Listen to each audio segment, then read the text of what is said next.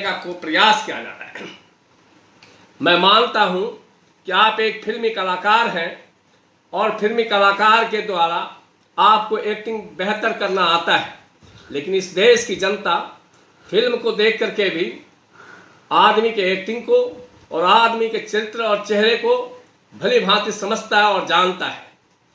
आपका फिल्म फिर मिले ना मिले, फिल्म का नाम ही इतना सुंदर था, फिर मिले या ना मिले, वो फिल्म फ्लॉप हो गया, जनता ने नकार दिया। आप हमारे नेता का उनके जिंदा रहते हुए भी मुझे लगता है उनके आदर्श और उसके सिद्धांत को, उनके सिद्धांतों को जितना ठेस आपने पहुंचाने का काम किया है, जितना अपमानित करने का काम आपने किया है, और आज भी देश की जनता के सामने जो आपने घरियालू आंसू बहा करके जनता को गुमराह करने का काम कर रहे हैं, जनता आपके चरित्र और चेहरे को भली भांति जानता है।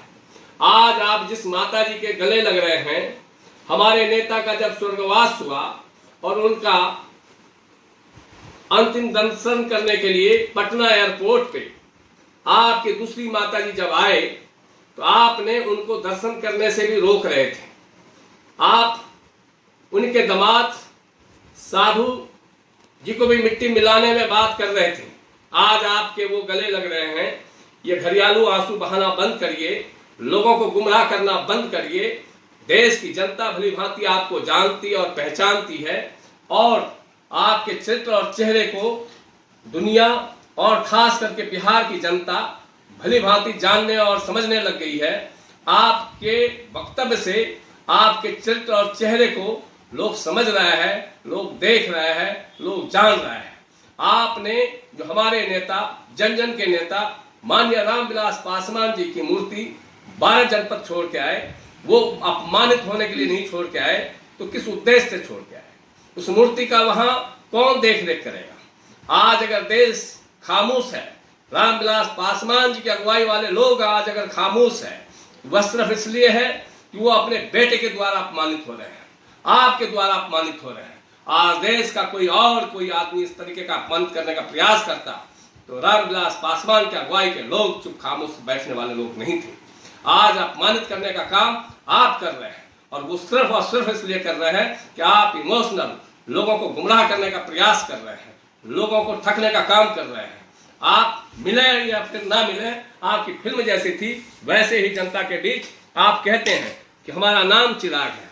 चिराग कभी अस्थिर नहीं होता। जो व्यक्ति अस्थिर नहीं हो सकता, वैचारिक रूप से, सामाजिक रूप से, उसका कोई सिद्धांत नहीं, जिसका कोई आदर्श नहीं, जिसका कोई नीति नहीं, जिसका कोई नियत नहीं, ऐसे लोग गुमराह ज्यादा लंबे समय तक लोगों को नहीं कर सकते। सुभाष बिहारी जी, जान रहे हैं। एक तरफ तो आपने रामविलास पासवान जी की मूर्ति लगा रखी है अपने पीछे और दूसरी तरफ आप चिराग पासवान जी के लिए इस तरफ रहे हैं। आपका ध्येय क्या है, उद्देश्य क्या है? देखिए, रामविलास पासवान जी का आदर्श और उनके सिद्धांत वो हमारे जैसे लाखों लाख लोग मानने वाले हैं, जिन्होंने अपना जीवन समर्पित कर दिया इनके आदर्श और सिद्धांतों के पीछे। हम इनके आदर्श और सिद्धांत को अपने भगवान के रूप में अपने बगल में पूजते हैं, रोज इनके दीप जलाते हैं, इनका पूजन करते हैं, इनके आदर्श और सिद्धांतों पर चलने का प्रयास करते हैं।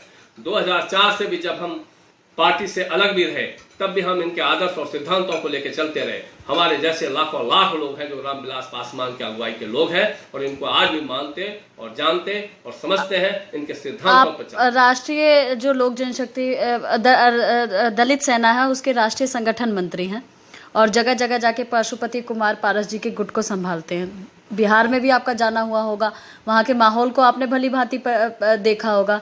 क्या आपको नहीं लगता कि एक, चलिए अगर पॉलिटिक्स की बात है तो चलिए जाने दीजिए, लेकिन धरातल पर चिराग पासवान जी को वो सम्मान जो उनके चाचा के द्वारा मिलना चाहिए था, कोई ऐसा पद जो उनको मिलना चाहिए था, उनको बिल्कुल कटाक्ष कर दिया गया, ये सही था? मिलना चाहिए था वो आज भी मिल रहा है और आगे भी मिला है, भविष्य में भी मिलता रहेगा। लेकिन एक भतीजे का जो धर्म और कर्तव्य है, एक पुत्र का जो कर्तव्य और धर्म है, आप उस धर्म और कर्तव्य का पालन कीजिए, आपको सम्मान मिलेगा। अभी चिराग पासवान जी ने 1 महीने पहले बयान दिया है कि उनको भय है कि पशुपति कुमार पारस जी उनको गोली मरवा देंगे। कोई भी पुत्र को वो किसी भी पिता का या चाचा का सबसे प्रिय उसका वंश होता है, उसके वारिस होते हैं।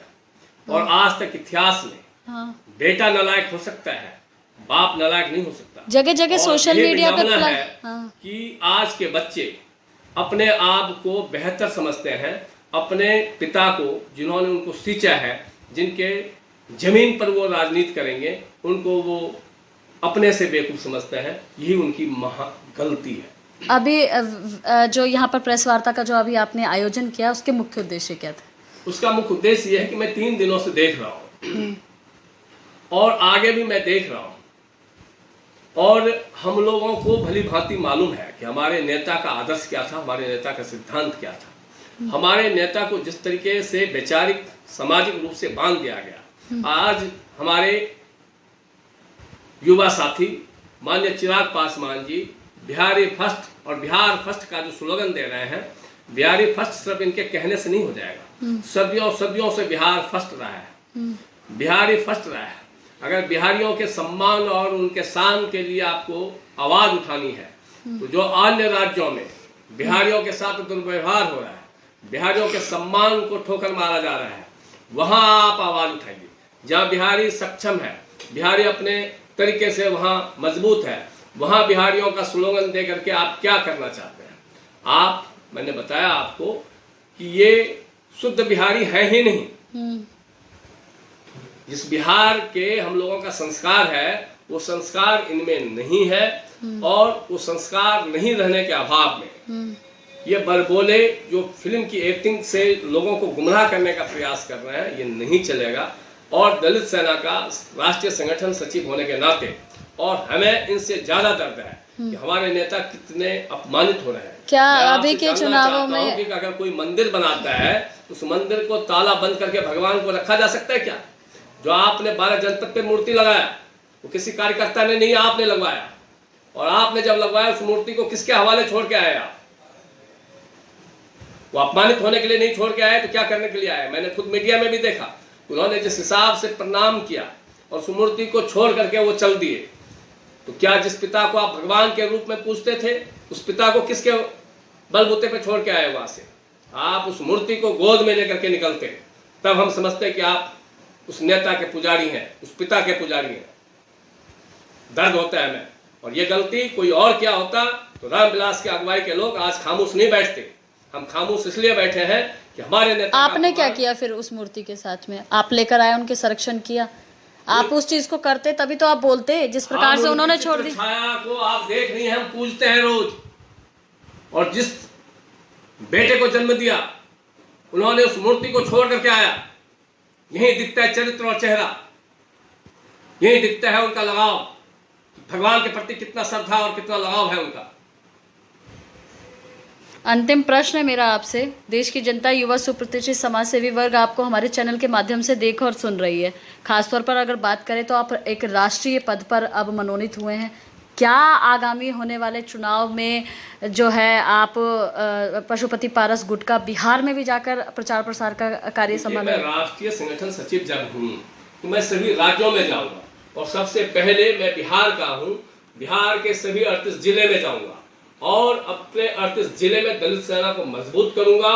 और जनता को जो गुमराह करने का प्रयास किया जा रहा है, एक बाहरी लोगों के द्वारा, बिहार फर्स्ट और बिहारी फर्स्ट का जो स्लोगन दिया जा रहा है, ये बिहार के लोगों को गुमराह करने का प्रयास नहीं चलेगा। सच्चाई और मानवता की लड़ाई लड़नी होगी, और उस जमीन पे हम खुद लड़के और लोगों को बताएंगे इनका चरित्र और चेहरा क्या है। धन्यवाद। हमारे नेता, जन जन के नेता, देश के गौरव, माननीय रामविलास पासवान जी का निवास स्थान खाली होने पर जो प्रतिक्रियाएं हमारे विपक्षी साथी और चिराग पासवान जी के द्वारा बार बार आरोप प्रत्यारोप किया जा रहा है, और हमारे नेता माननीय पशुपति कुमार पारस जी की खामोशी पर जो वो प्रश्न क्वेश्चन लगाना चाहते हैं, मैं याद दिलाना चाहता हूं अपने अनुभव के कमी में, जो हमारे साथी चिराग पासवान जी ने अपने आप को 21वीं सदी के पढ़े लिखे और कानून के जानकार अपने को बताते हैं, तो उनको इतना मालूम होना चाहिए कि देश की एक व्यवस्था है, कानून की एक प्रक्रिया है, संविधान की एक व्यवस्था है, जिस व्यवस्था के अंतर्गत जिस भी केंद्रीय मंत्री को निवास अलॉट किया जाता है, उनके नहीं रहने पर वह निवास खाली करने के लिए विभाग के द्वारा, नियमावली के द्वारा उनको कई बार नोटिस किया गया और उस नोटिस पर उन्होंने लिखित और मौखिक कई बार ये प्रस्ताव रखा कि हमारे नेता और माननीय रामविलास पासवान जी की बरसी होने के बाद हम पुनः उस मकान को खाली कर देंगे, जिसके बाद भी उन्होंने खाली नहीं किया।